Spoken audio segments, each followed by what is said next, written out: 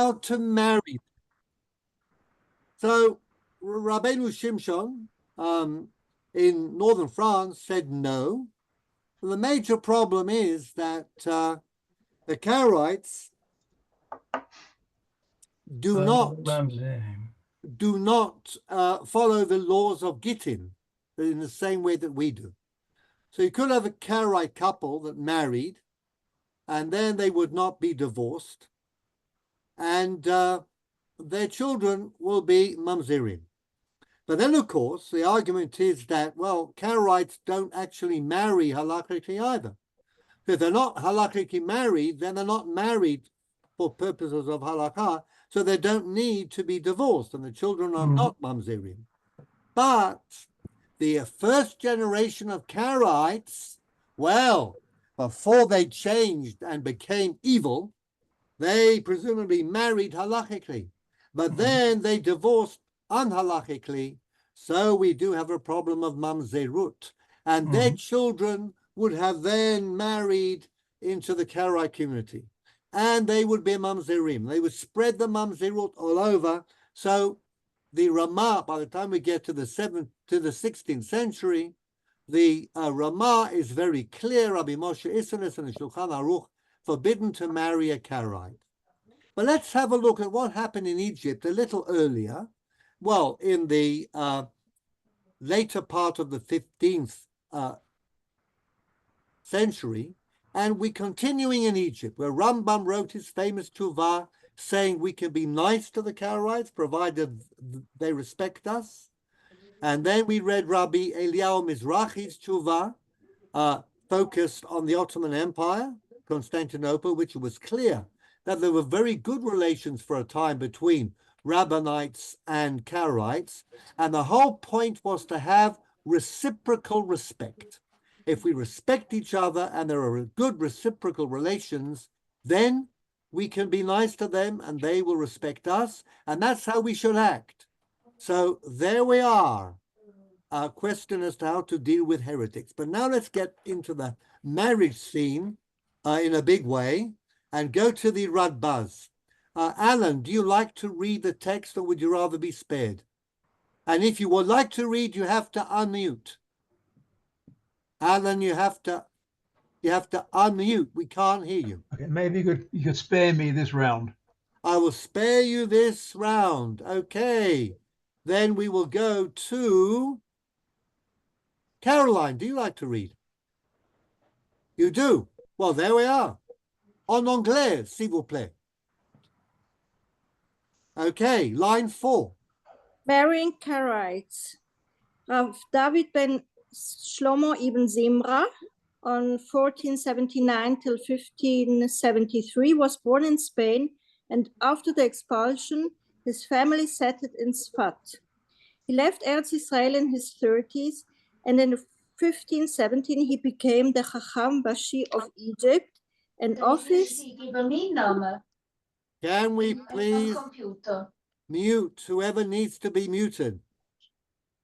All right, try again.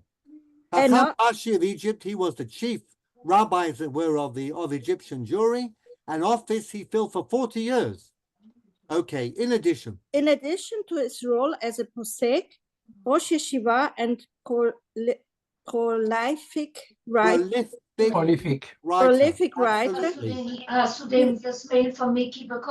He left over 3,000 Responsa. He was a successful merchant, well known for his philanthropy, and a highly respected figure in the intellectual landscape of the time. Okay, whoever is speaking in Schweizerdeutsch, would they please mute? Okay, so another very interesting character. Okay, we think of rabbis, but often they were very successful merchants. He was well known for his philanthropy. He gave a lot of money to good causes, and he was respected by the non-Jewish authorities, and he had a place in the divan, okay, in the council of the Sultan of Egypt, and we have another cosmopolitan rabbinical authority. The things were not mutually contradictory in his time and in Egypt. And then very interestingly, Caroline, can you please read a little more? Rav Bezalel Ashkenazi, author of the Shita Mekuvetzet and the Ari HaKodesh, Hakadosh. HaKadosh, were amongst the students at his yeshiva. Well, there we are. I mean, that's quite something. Shita Mekuvetzet is the collection of commentaries on the Gemara that we use in yeshivot to this day. And the Ari HaKadosh, of course, is the Ari HaKadosh, who spent time in Egypt. So they went to the yeshiva of the Radbaz. That was the place to go. And at the end of his life, Caroline, you're doing really well. Continue. Thank you. He returned to Tzfat towards the end of his life and sat on Rav Yosef Karo's Bet Din. Well, that's also something. Rabbi Yosef Karo, the Shulchan Aruch, the Bet Yosef, the Kesef Mishneh. He was a chaver on the Bet Din of Rabbi Joseph Karo. So again, spanning all the worlds, but he lived a long time. He died at the age of 94 and was buried in the Old Jewish Cemetery in the city. Now let's switch to the Karaites. The Karaites were an important group in Egypt at the time, and as we have seen, there was a long tradition dating from Maimonides of cordial relations between Rabbinites and Karaites in Egypt. It is possible that this ambiance contributed to the Radbaz tendency to be lenient in relation to marriage with Karaites. So according to the Radbaz, you could marry a Karaite against Rabbi Shimshon of Song, against the Ramah, but possibly local conditions. And this is the beauty of a tshuva. We find the flexibility in the rabbinic responsa rather than in the code of law. Ramah says no, asur, and here we have the Radbaz saying yes. In one of his three responsa. In one of his three responsa on the topic, he also mentions the fact of intermarriage between leading Karaite families and prominent Rabbinite families in Cairo. Very good. In other words, there's also the question of the fait accompli. What do you do when people are doing it? Do you fight them or do you join them? Okay? It's an old question. Or as I'm told on my left, do you allow them to join you? Okay? So this is the question. All right? Now I'm going to move on and I'm going to read from the tshuva of the Radbaz, line 32. Shalta mimeni odiacha da'ati be'echad mi balei mikra. Balei mikra are the those who follow the mikra scripture and do not have Torah Shebal Peh. Shekibel alav divrei chaverut. Now this Karaite decided he was going to join the Rabbinite community, what we call chaverut, become a chaver. Liot ke'echad me'arabanim. Be like one of the Rabbinites, Lishmor kol mitzvot rabbanon lizahem mikol ma she'asru im mutar la'asio isha im yesh ba'hem chashash pisul milavo bakal o lo. Now, are we allowed to take in and marry such a woman, willing to leave the Karaite fold, become a Rabbinite? And what's the question of her, the status, the mamzerut issue, okay? Kvar nishalti al zeh pamim acherot. Rabbaz says, again, just like the Rambam, in relation to the Giur, it's happening. It's happening here in Egypt. So what are we going to do? Says I've been asked about this often. We can marry them. Im hayu kamonu, if they will be like us. Who said im hayu kamonu in the Tanakh? Then you can join us. The sons of Yaakov to the people of Shechem. Im hayu kamonu, lihimol lachem kol zachar. So it's suffused with Bible and Talmud.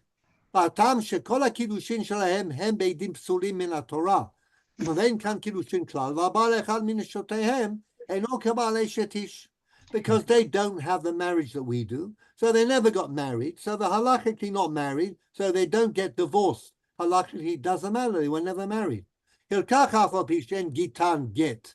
Even though they get are not the gets are not a get. En kan chashash mamzirut share eni shut shalahem ishut ella kiznut balma. They're just living together promiscuously. So what? Od heleti sham. Delo chayshinan atzadok ubaitus harishonim. Shema nisuim hayu beidin ksherim bechal mehem giresh beget pasul. או שמא אחד מהרבנים נהפכו איש ואשתו למינות וגירש את אשתו בגט שלהם שאינו גט.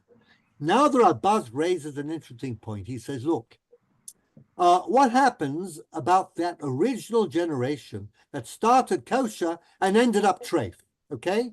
Married halachically, divorced karaitely. That is a question of mamzerut, correct? Correct. I'll answer my own question. Okay, now he says something very interesting. Chada di charzuke isura misfeka la machzekina. Now, this is a very important principle in halacha. You don't make something forbidden unless it's very well entrenched in fact. I repeat that because it's a huge topic I could spend a whole day on, but I'm not. We do not declare something forbidden if the factual background is not clear, directed to prohibiting. Now, listen to what he says. The two, dimtim saloma shayu nusuin. This is what we are unpacking this. Say that they were married halachically. Shema lo giresh echad mehem et ishto. None of those who married halachically ever divorced. No mamzerim. Vimtim silomar giresh, and if you want to say that they did divorce under Karaite law, which means they were mamzerim, shema beidim sherim, or they get kasher. Perhaps they still knew enough to want to have a kosher get.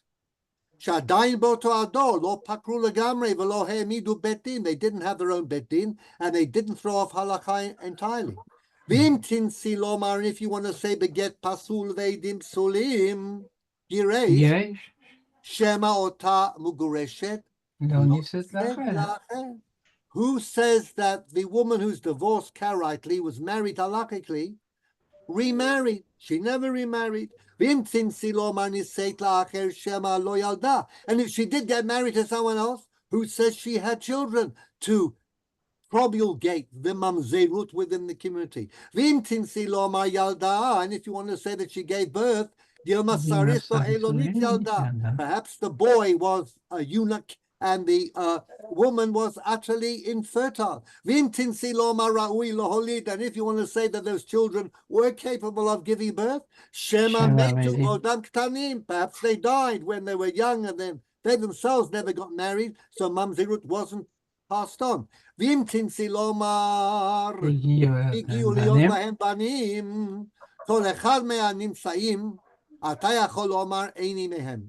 if you want to say that these had children, the facts are so open to dispute that they can say, look, out of that small number of the first generation that may have married halachically and divorced karaitely, I'm not one of them. I'm not descended from them. I'm descended from other Karaites. There's a huge role of the majority out there, as we'll see in the Nodab Yudah shortly. We follow majority. So the factual basis is very slim. Ve'afal pi 9 shekata Rabbeinu Shimshon Zal shehem mamzerim davka b'otam shekudushohem be'edim shelanu v'gitan eino get. Now Rabbeinu Shimshon, who says that the mamzerim can only be referring to that original generation of those who may have married halachically and divorced karaitely, okay? But Rabbah says, look, in Egypt, nobody gets married halachically. We're all doing it karaitely. It's not a marriage. It's not a divorce. En kan kiddushin shem sulei edut min ha-Torah. They're all disqualified min ha-Torah to be edim. So what do you want? We can marry them. So do you follow this idea that once you unpack the factual background, then you say, look, statistically speaking, it doesn't seem to be a real possibility in theory. Now, if you're an Ashkenazi in northern France and you've never met a Karaite, it's easy to say asur, right? But when you're living in Egypt and you have a very well-established Karaite community and you have good relations and the Karaites are powerful and the Jewish community and the Karaites are Jewish, they want to get on well, then you say, we can marry you if you respect us. If you decide to become a rabbinite, why not? So the mamzerut issue is completely elided, put aside, okay? So in Egypt, it's all different. Now we get to the bugbear, the problem that we all have, Orthodox rabbis. We don't like being isolated and alone and out there wondering whether we will be accepted or rejected. So we always look for support. Once you look for support, well, you need to know who to ask. Now in Egypt, Radbaz got support from his students, Rabbi Yaakov Castro, from Rabbi Shmuel Halevi. But outside of Egypt, you're not going to get much support because that's how it works. So it wasn't a real pressing problem for Jews in France or in Poland. So the Ramah has no problem. He says it's asur. How many Karaites did he meet in Krakow in the 16th century? But in Egypt, they're there. And it's important to have relations with them. Shuv heidu lefanai sherav Rabbi Yaakov Beirav zal haya matir. And now he cites Rabbi Yaakov Beirav. Who was Rabbi Yaakov Beirav? The one who re-established the smicha, the opponent of Maharal Ibn Chaviv. Exactly, Jean. Comme toujours, you're always right, okay? Vous êtes juste. Absolutely. So, Rabbi Yaakov Beirav, great Spanish rabbi, arrives in Tzfat and wants to restart smicha, to get a Sanhedrin, to be able to get Judaism on its feet halachically after the expulsion from Spain. But he falls foul of Rabbi Levi ben Chaviv of Jerusalem, who says, what, in Tzfat? I'm in Jerusalem. Don't try and cut me out, marginalize me. I'm now going to take my revenge and get martial support for shooting down this smicha project, which could have brought about a Sanhedrin. Rabbi Yaakov, Rabbi Yosef Karo, and the Mabit both received smicha from Yaakov Beirav. He passed away, and then the whole thing fizzled out. ומעתה מה שכתב הרב בתשובה אחרת שמותר למול את בניהם, דילמה להפיק בני זר עמליה. And remember the Rambam's tshuva, that you can do a Brit Milah for a Karaite boy in Shabbat. Perhaps he'll turn out to be a good rabbinite. וכן כתב משום רב חי גאון, and we read that too. ולעניין מילה מעולם לא נמנענו. רזל מלימול את בניהם של קראיים בשבת כי אפשר שיחזרו למוטב. כללה דמילתא, the general rule, הם פסולי עדות וקידושיהם בפני עדיהם אינן קידושין. Their קידושין are totally invalid. לפיכך אין בהם חשש ממזרות. There was a question of ממזרות. ומותרים לבוא בקהל. וכן היה מעשה שחזרו קהל גדול מהקראין לדת האמת במצרים על ידי הנגיד רבינו אברהם החסיד ז"ל. וקרוב הוא שהיה בנו של הרמב"ם ז"ל. Now the Radbaz brings a precedent that we find in a book written by Rabbi Historia Parchi, talk about him, but very interesting rabbi indeed. And he talks about, it's a funny thing with a date, I'm not going to go into that, but it's not the Maimonides' son. The Nagid was a spiritual head of Egypt before the Chacham Bashi came along. And the Nagid, Rabbeinu Avraham Hechasid, and that's Maimonides' son, Avraham, who was kind of, had Sufi mystical tendencies, Chassid. The Karov, Hu Shaya Benosha, not correct. In fact, it was Rabbi Shmuel, the great-grandson of the Rambam, who Rabbi Farchi met. ועוד היום משפחותיהם יהודות במצרים, מהם כהנים ישראלים מיוחסים, לא היה אדם פוצה פה עליהם, אלא אדרבה. נתחתנו בהם גדולי קהילות מצרים הרבניים. Now, there was an episode in the time of a descendant of the Rambam that a large group of Karaites went over to the Rabbinite way of doing Judaism. And they are the ones who the Radbaz says have entered our community, and they've risen to the top ranks. Rabbinical families marry into the Karaite community who become ex-Karaites. That's true. But the Mamzerut issue has been totally elided. And because the Kaftor Vaferach agreed, he reported this incident. Who is the Kaftor Vaferach? Jean, you know? Historia Paris History. Donc, he came from Tours in France. I think he escaped in 1306 when the Gerush Sofa, and he became a student of the Roche.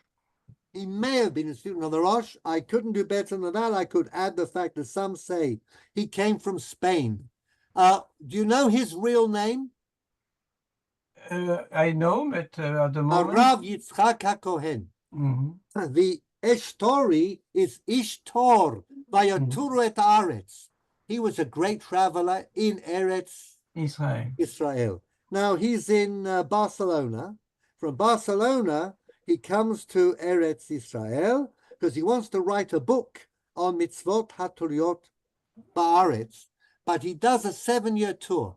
And he goes to places which are identified by Arab names, which Israeli archaeologists have been doing since time immemorial, which is the second Aliyah, and identifying places on the basis of Arab names.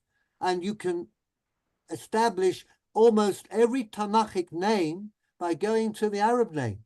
The Arab names preserve the tradition. Bir al-Yusuf is Joseph's pit. Where's Joseph's pit? In Dotan. So the name is preserved, etc., etc. He was very well educated, medicine, astronomy, he knew Latin. And on his way from Spain, from Barcelona, where he ended up, to Eretz Israel, he spent time in Egypt with Rabbi Shmuel, the Rambam's great-grandson. Okay. Now, also, he wrote about Har HaBayit, and his opinion as to where one could walk and where one could not walk is basically a very important one. He died in 1358, but because Eretz Israel was a long way away, his book wasn't well known until the 19th century when it started to be published. And now anybody wants to study Hilchot Eretz Israel, Mitzvot HaTorah Ba'aretz, the places, or the geography goes to the Kaftor Vafera. By the way, he eventually settled in Bet Shan. Why did he settle in Bet Shan and not Jerusalem or Tzfat? Because he wanted to teach a very important lesson. He says, there is a Kedushat Eretz Israel in relation to where the Olei Bavel came to. When Ezra brought Jewish people back, that area is Kadosh, holy for Trumot, Masrot, Shemitah, and Yovel. But Historia Farhi said the whole of Eretz Israel, promised to Avraham Avinu, from the Nile to the Euphrates, is holy, and you should live wherever you can, even though you can't necessarily live in the area where the Olei Bavel lived. So that's just something to tag on. So now I'm going to help us just go over that, and we're now going to read the summary. Ian, you're on first. I see you. So can we have number 18? Unmute. Great. Radbaz makes 3 salient points in his responsa on the topic. 1, it is far from clear that any particular Karaite can be declared a mamzer on the basis of factual evidence. For example, perhaps the original generation of Karaites who married with qualified witnesses never divorced, or if they did, the divorced woman did not have children with another Jew, or if she did, perhaps the children were infertile, etc. In short, Klala Demilta en kan isur mavura. There has to be an isur muvorah, factually. And that's what the Radbaz did. He unpacked the facts and said, highly unlikely. Shmuli, 23, permission.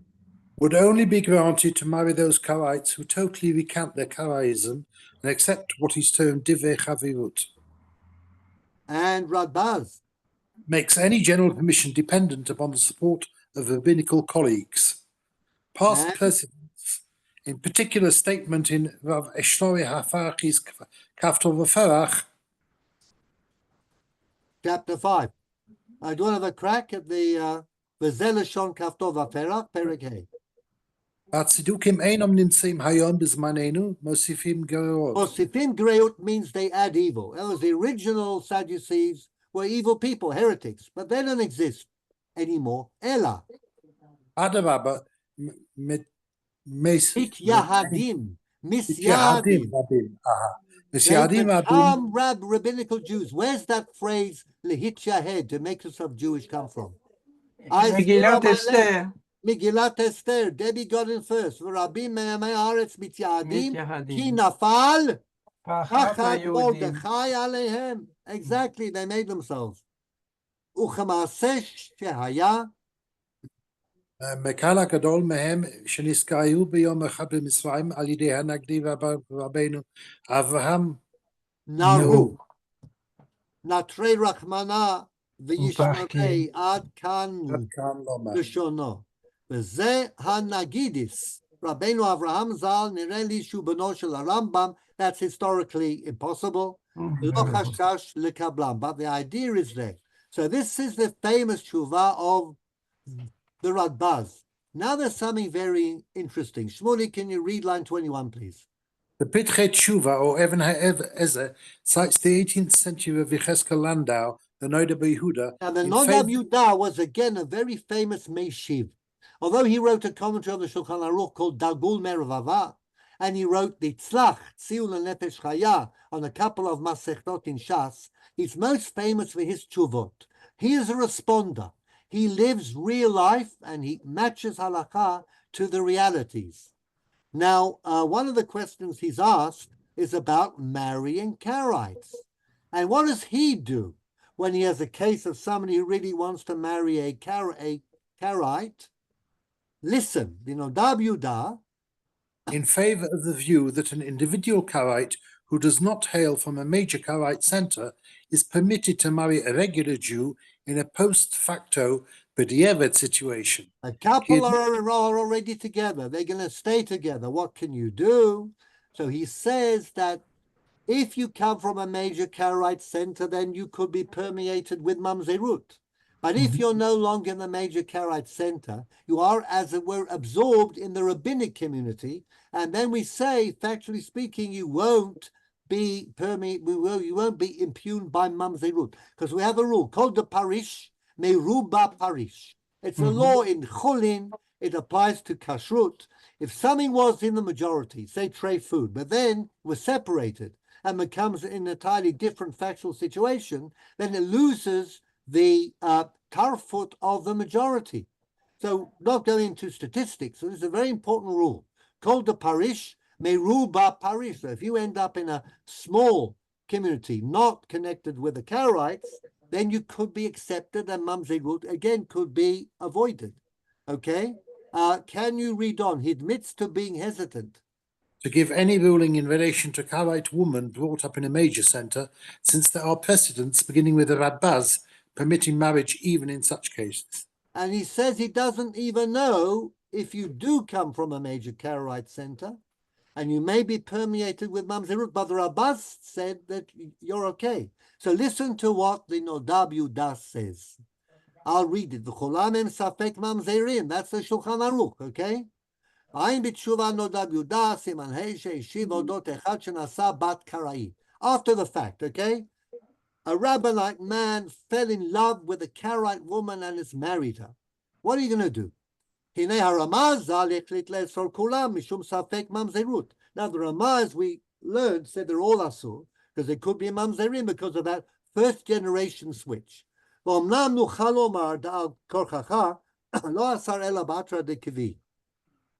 Perhaps again you put in a factual element here.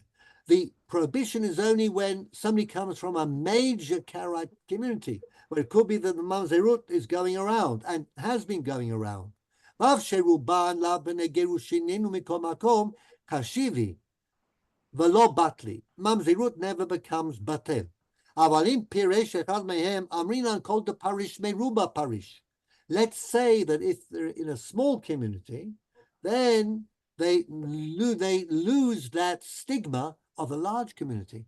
The CM, and by the way, the rabbinate used something similar, uses to this day when it allows Russian Jews to convert or fairly easily, because there's a chashash that the rov from which they came were all kosher Jews once upon a time in Eastern Europe.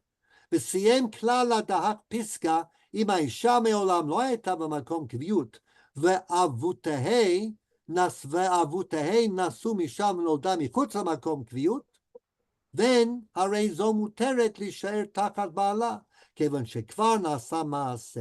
נודע ביהודה, as a typical Meshiv, says, well, I'm dealing with a real situation here. It's not a theory in the code. I have a couple. They are together. They are going to stay together. What am I going to do? Say that they are mamzerim and the children are mamzerim. I don't want to add mamzerim if I can help it. So I will clear them. Avalim hi begadluta kvar הייתה במקום הקביעות והיא בעצמה נסעה משם, אין אני מהמתירים ולא מהאוסרים. Now the Nodab Yehuda gets into Orthodox rabbinical mode. What happens if she comes from a major center? Well, I don't know. I don't want to be matir and I don't want to be oser. כיוון שכמה קדמונים התירו לקבלם אף במקום קביעותם, עיין בזה בתשובות הרדב"ז. And here we have חלק א' and חלק ד'. ובתשובות בסמים ראש, I'll go into that when we do the Shut Besamim Rosh, which is an interesting set of tshuvot, and Rabbi Baruch Sham in the Besamim Rosh. ועדיין מזה בים של שלמה, פרק 10 יוקסין.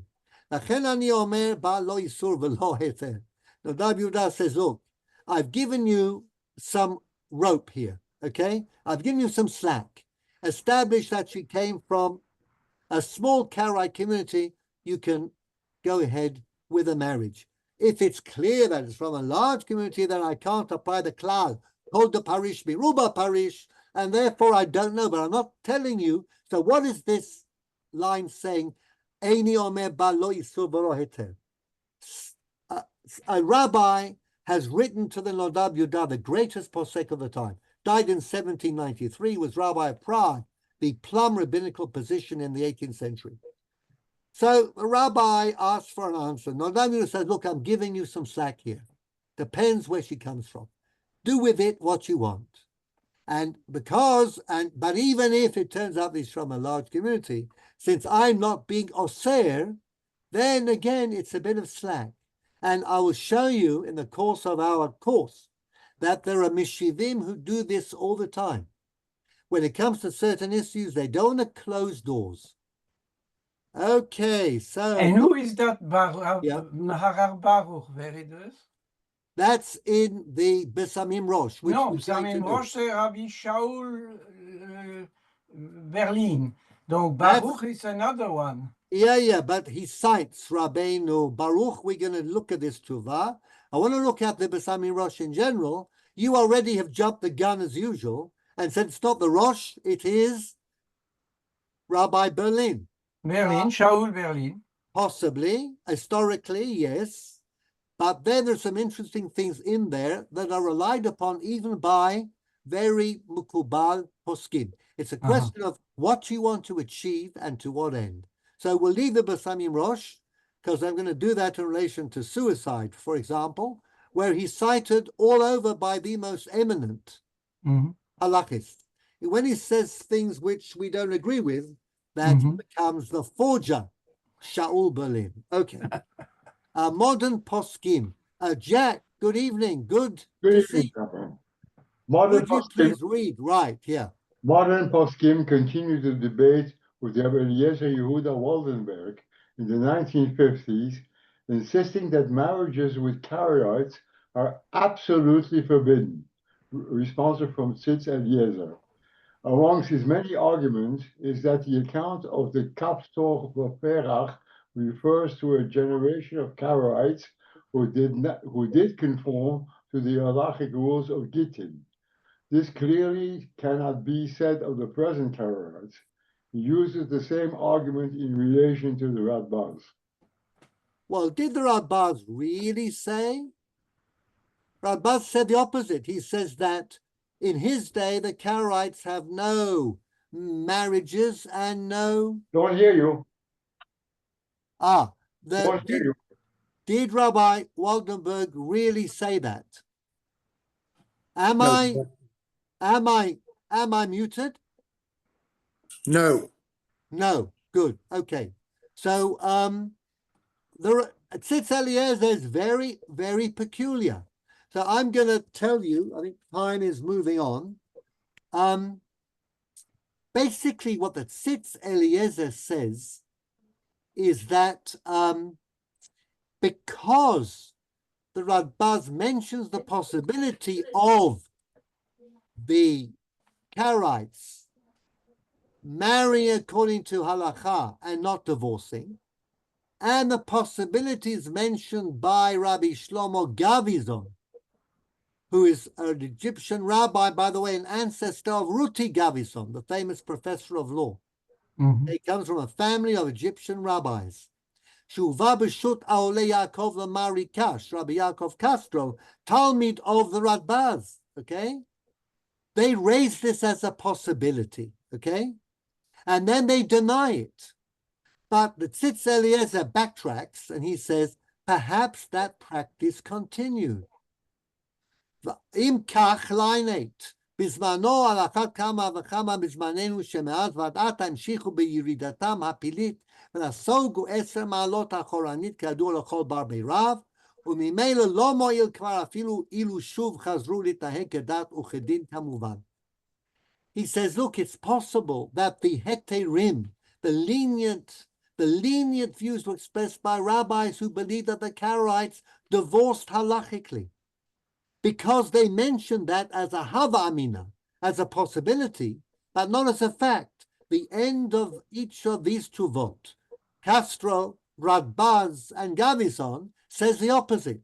But Rabbi Waldenberg, who's a Haredi in this respect, wants to justify the Haredi Ashkenazi opposition to marrying Karaites. The Ramah said it is asur. That's enough for him. So he simply cherry picks, takes a bit out of the 3 tshuvot, and says, they're talking about a generation of Karaites who are makpid, careful to divorce halachically. Today, of course, they're all evil, they're heretics, and they don't divorce halachically, so they're all safek mamzerim, okay? But even he cannot push it that far, okay? And let's read from line 11. זאת לדעת שגם אפילו אלה מיחידי הפוסקים שדנים לקבלם בקהל ולהתירם בחיתון גם מזמנים המאוחרים יותר. So, that's what we can say about the rabbis of the later generations who allowed us to marry into them, okay? But, ולפי עניות דעתי, אין הלכה כמותם. I don't think that they're right. מכיוון שרוב הפוסקים חולקים al ze. Most poskim. Now, who does he mean? Rabbi Shimshon of Song and the Ramah Ashkenazi poskim. Their knee-jerk reaction is always asur. Certainly when it comes to groups that are not exactly following halakha. And they never dealt with Karaites. Rabbi Waldenberg comes from a Galiciana background. He was born in Jerusalem, though, in 1915. And but solidly in the Galician tradition. We'll talk about this when we talk about the falashas, which is next. Always is the option of them doing tshuva, becoming rabbinites, להיות ממש כאחד מינם לשמור כל מצוות רבנן כמצוות דורייתא באין הבדל, ולהסכים בראש ובראשונה למחות את שמם המיוחד מתחת שמי השם, לבל יזכור עוד עלי שפתיים, and to totally eradicate any link with the Karaites. כמובן בשו"ת הרדב"ז. בהדגשה, and of course Radbaz never said anything like that or never did anything like that, okay? Because his attitude to Karaites is based on the principle of mutual respect. הדגשה שמדובר באחד מבעלי מקרא שקיבל עליו דברי חברותו אחד הרבנים ושמור כל מצוות רבנן ולהיזהר מכל מה שאסור להיות כמונו, וכן כותב כזאת בחלק ד', because the Ralbaz says it twice, you can't really deny it. ובהדגשה נוספת שאם היו מסכימים כולם משהו אלינו לקבל דין וחברה, היינו שעל ידי זה היו זוכים ומזכים ממצד רבים בביטול הכת הזאת מן המקום. He says the whole point of the Ralbaz is that allowing them to marry if they accept Chaverut is a way of destroying the Karaite movement, destroying the Karaite community. With that, I can possibly agree. But immediately, he goes back into his rejectionist approach, knee-jerk, and says, line 18, ומייד החובה להזכיר בזה, בתוך כדי דיבור, וזאת לדעת, בדבר זה, אם אומנם החליט הרלב"ז למעשה להתירה בשופי גם בזמנו. Only if you believe that the Ralbaz accepted Karaites in his period, 15th and 16th centuries, okay, and doesn't believe that they divorced halachically. ישנו עוד בזה חילוקי דעות בין הפוסקים, but that's a disputed matter. גם עיין לאל, עוד מה שהבאנו בשם הגאון רבי שלמה גביזון, ז"ל שכותב של הרלב"ז, שכתב להכשירו לבוא בקהל, רק לדורות כתב, לדורות, שובי לדורות כתב, מפני שבזמנו כותבים גט כדת וכהלכה. רק לדורות כתב. או מה שאין כן בדורות שלאחריו, שנתקלקלו יותר. As I said, Rabbi Waldenberg really pushes it. He takes bits of arguments, not whole arguments, and he cobbles together a very dubious psak, okay? Saying if you push them against the wall, if they reject the Karaite movement, if they're going to go around and become missionaries for destroying the Karaite community, then perhaps we can marry into them. So the tension is here. We're now going to read Rav Ovadia Yosef. Avi, you're on. Line 23. But you have to unmute. Unmute. There we go. On the other hand, Rav Ovadia Yosef wrote a long responsa in the 70s. Remember, Waldenberg was in the 50s, okay? Right. At the behest of the Ashkenazi chief rabbi, Rav Isser Yehuda Unterman, permitting marriages between Karaites and regular Jews based inter alia upon precedent and extremely erudite development of Radbaz's position, and thorough study and empirical observation of Karaite marriages, which demonstrates conclusively that their marriages are totally devoid of the very concept of Kiddushin. Now, what Rav Ovadia did was to actually explore the literature. He read Karaite books. He read the Sefer Chukim. He read Kirkasani. And he read Anan ben David. And he sent people to Karaite weddings. And he said there's absolutely no basis for any halachic marriage. They never had it. They never would. Their divorces were totally different. Read on. All they have. All they have is a ketubah. In order to be married by the rabbinate, however, the Karaite side must reject Karaism entirely and undertake to learn and to apply rabbinic halacha, mekabel al atzma divrei chaverut. Okay. And Rabbi Ovadia Yosef was accepted by the chief rabbinate. Remember Rabbi Unterman on Shiur.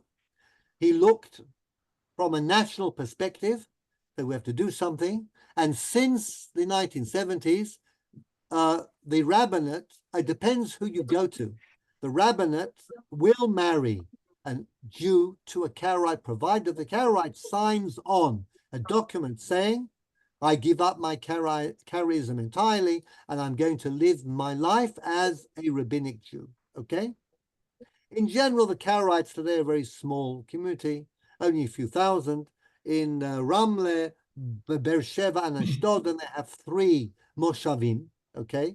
But they are generally very dilute, nothing like the Karaites of Egypt that we read about in the Rambam or in the Egyptian rabbis, Radbaz, Castro, or Gavison. Now, Rav Ovad Yosef cites the entire tshuva of Rabbi Yaakov Castro. And look this is what Castro actually says, line 32. Rabbi Castro, who is a Talmid of the Radbaz, says we try to bring them close to us. And with three precedents, Harav Marenu Rav Yaakov Beirav, Marenu Rav Shmuel ben Chakim Alevi, or Marenu Haradbaz. וכמו שכתבתי בפסק שלי, וגם הוספנו עוד ראיות. I mean, it's 60 pages. I'm not going to give you the whole of the Abi Omer, Rav Yosef's תשובה. על היתר הקראים כשמקבלים עליהם דברי חברות, ועשינו אותן סניף לדברי רבותינו ז"ל. And what we do is להתיר הקראים מספק ספקה. Now, again, Rav Ovad Yosef uses the idea of safek. Radbaz used it very effectively, saying there's no itchazik isura. You cannot establish an isur unless the factual background is very boilerplate. And as he showed, it isn't. What Rav Yosef says is that in halachic terms, when there's a double doubt, you ought to be mekel. So what's the double doubt here? The sveka, okay? Safek Shem Alaka Poskim Alalu. We don't know whether the Radbaz and Rabbi Yaakov Beirav and Shmuel ben Hakim Halevi are definitive. V'im timselo ma shakareim ksherim le'edut, Shem ha'ish hazeh shemafanenu lo hayu ba'avotav gerushin klal. Then he goes back to the Radbaz and says, how do you know that this one, okay, this Karaite, is the Karaite who's tainted with Mamzerut? Probably not, okay? ובאמת שכל מה שדנו הפוסקים המחמירים לאסור את הקראים לבוא הקהל, מפני שחשבו שקידושם קידושין וגיטן אינו גט. The whole issue here is valid marriage and invalid get. But let's check and see what they actually did.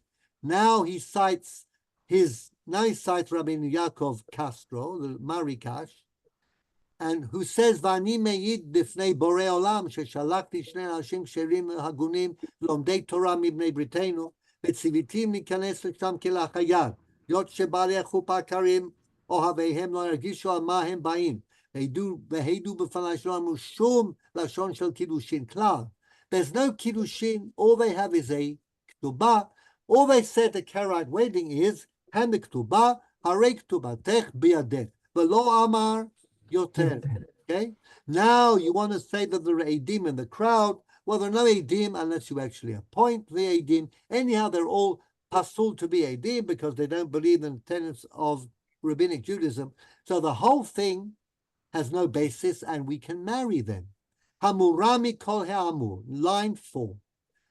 Sheyesh makom rav lekarev et hakaraim. Rav Yosef says, remember, where was Rav Yosef rabbi outside of Israel? In Egypt. In Egypt. And that's where the tradition of the Rambam and the Radbaz and the Karaim were still around. So he learned a different rabbinic tradition. The Sephardi rabbis of Egypt, from the Rambam, right through the great-grandson Shmuel, Nino Shel Rambam, the Radbaz, Rabbi Yaakov Castro, and Egyptian rabbis. So he comes with a totally different view. The Ashkenazim are always much more insular, as we'll see when it comes to the kashrut of the falashas, which is our next topic. Hamurami kol ha'amur shesh makom rav lekarev et hakareim u'latil lahem nisa bat Yisrael. They can marry a Jewish woman la'achar kabbalat divrei chaverut once they become rabbinite Jews. V'lachon nishloach otam tchila etzel tamid chachamim shamayim. So they have to learn the basis of Judaism and they have to undertake to keep them, but they certainly are allowed to be married. And this is the policy under Israeli law, family law to this day. There's no prohibition on marrying, on Jews marrying Karaites, all because of Rav Ovad Yosef, who had a great influence in his time on the rabbinical courts, when it comes to these odd groups like Karaites, or as we'll see, Ethiopian Jews. But still, Bernie, will you give us a little bottom line here, line 11? The Haredi branch of the rabbinical courts still opposes Karaite marriage. And Abraham Sherman... Where did we encounter him? In which case did we encounter Rabbi Sherman? He sat with Rabbi Isra and Rabbi Schoenfeld. The case of the twins. He's a big machmer in many fields. Machmir in many fields, but we read a tshuva about the woman from Ashdod, remember? Oh, who was converted by Rav Druckmann's conversion courts. And she was told, much to her surprise, that she wasn't Jewish when she went to get her get. And then she appealed to the Supreme Rabbinical Appeals Court. Rabbi Sherman was the Av Beit Din, and he said, yes, Rabbi Atiyah in Ashdod was right, you are not Jewish. The whole thing, of course, was then upset, and she got her Judaism back. But we have this with us today.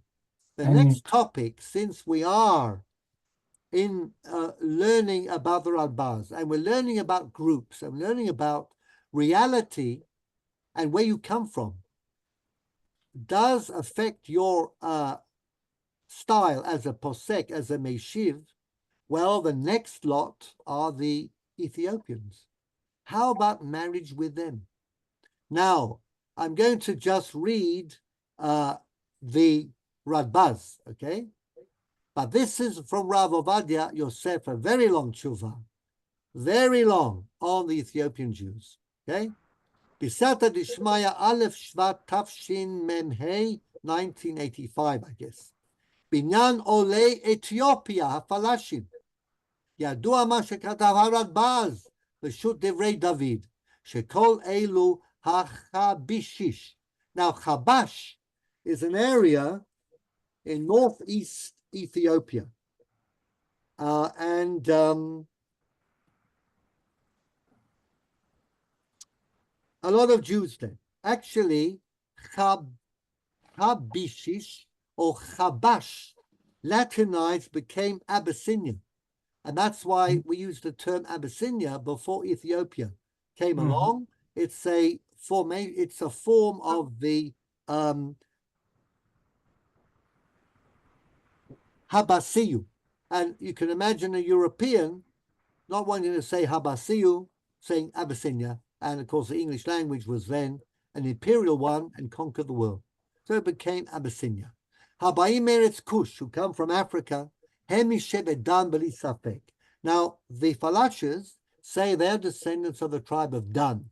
This is a fascinating story because you may remember Eldad Hadani. Anybody remember Eldad from the tribe of Dan? Well, memory would be difficult. We're talking about the 12th century, so it happened a long time ago. But read him up. He was advertised himself.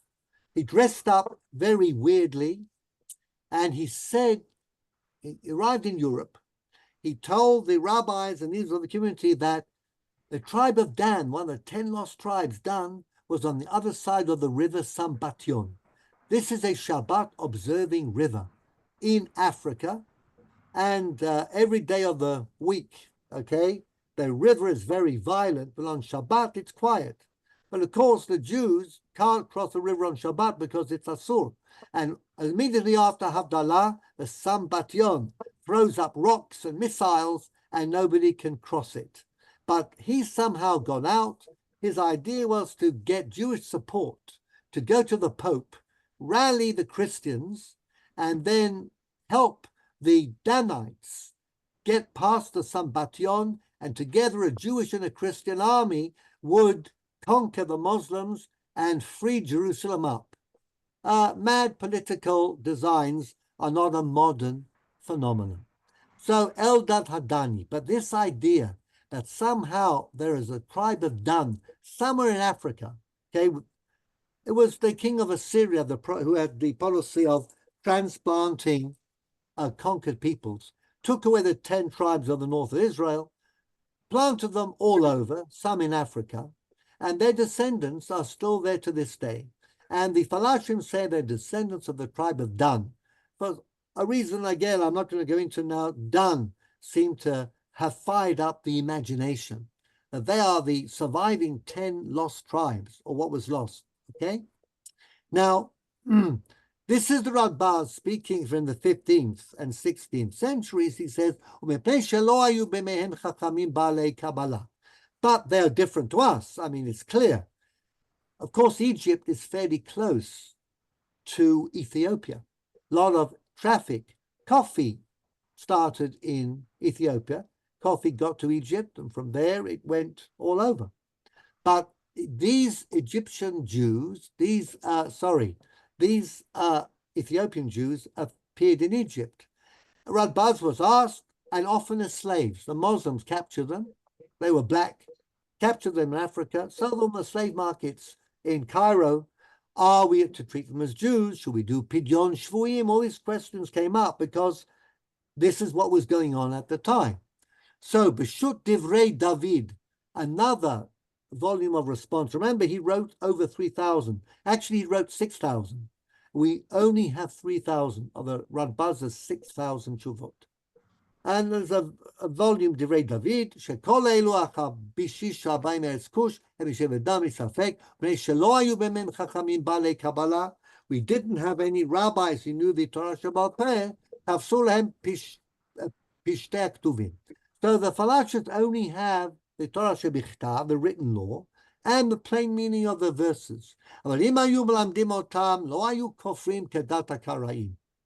are better than the Karaim, says the Radbaz, because at least they don't deny, they're not heretics, they just didn't have any education, because they were exiled to Africa long before Torah Sheba'al Peh became as widely known as it is. Therefore, they're not responsible. They are people who simply lost touch, not because of their own fault. You have to redeem them if they're being sold as slaves, have to look after them, give them a livelihood, and absorb them into the Jewish community in Egypt in the 15th and 16th centuries. Ad kan tofes dvaro. This is the gist of the Radbaz's tshuva. That's in Divrei David. Now, the major shut of the Radbaz, he writes something else, but it's very similar. He writes the same thing much more elaborately. Okay?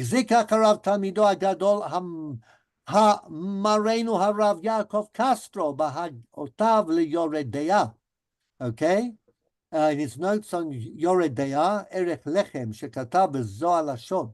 Hayudim achabashim, afal pisha noagim kemo akaraim. Here we have the connection. They look as if they're Karaites. They only have a written Torah. Anu mitzuvim liftotam ulhakotam ki misheved danhem. About them, there's no question. They are Jews for all purposes. V'lo lamdu mitzadoku baitus. They didn't learn heresy. And that's the Radbaz in another tshuva. V'od ayin od lemarikash, ata horeita lagat, שהיהודים הפלאשים דינם כישראל לכל דבר, ואינם צריכים תפילה להיכנס בקהל השם. You don't even need to dunk them in a mikvah. ואין לנו לחוש כלל לשמה נתערבו בהם גויים, there's no intermarriage, שגדולה חזקה. Their חזקה is of an isolated and inward-looking community that never assimilated with the outside. This is Rav Ovadia Yosef. במכתב שהתפרסם ברבים שהפלאשים יודעים לכל דבר, הסתמכתי על רבז והמקרש הנ"ל. וכן ראיתי. Now, there's a lot of Rav Ovadia here, and our time is up. So we're going to take a break, but we're going into Falashas, and a very interesting point is going to arise, because the Ashkenazi poskim rely upon anthropologists, and Rav Ovadia Yosef says, how can you prefer anthropologists or scientists to rabbinical tradition? Is that what we are about here or not? All of that awaits us a week from today, all being well. If there are any questions or comments, now is the time. Jean, please. And then Brian after Jean. I wanted especially to remark that all the tshuvot about Karaim were always that they could or they could not lavo bekal below Giur, apparently. And this, now the Karaim are, the distance between Judaism and Karaim is always broader. And you know that during the Second War, the Karaite defended the theory, and the German apparently accepted that they have nothing to do with the Jews. Donc, this would bring a better solution because they could convert and there will not be a problem of mamzerut. That is what the Ashkenazi poskim said about the Falashas.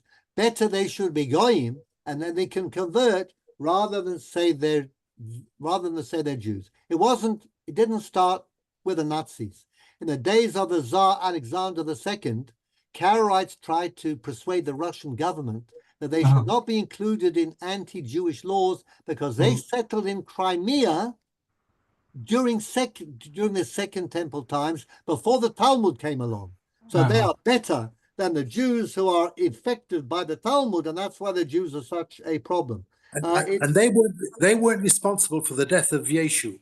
That's what they tainted. Exactly. Because they left before that. They left a long time before the First Temple times. They were in Crimea, a whole theory. So there's a big difference between the Karaites later on and the Karaites in the days of Egypt, of Rambam and the Radbaz, when apparently they were only happy to try and get along well with the Rabbinite community, and nobody tried to divorce from the Jewish community. Things change and things happen. Okay, and it's also strange that Rabbi Ovadia Yosef finally rests on legends and unfounded things because Falasha, we know that they are mixed with non-Jews. That's what you say. That's what you say. We'll explore that next week, okay? And then you can give us some more valuable insights, okay? Next week, I will leave before the end because I have Yahrzeit and I must go to Shul. Shelana Shama Tehei Aliyah Dinashoma Zol Hoban Aliyah. Merci. Okay, Brian, you're next. I also have Yahrzeit this time next week. Shelana Shama Tehei Aliyah. Are you related? So no, not at all. So I wanted to make a very specific point, not a general point, about the Karaites. Very specific. I want to be careful about that. But there are such a wide range of opinions available.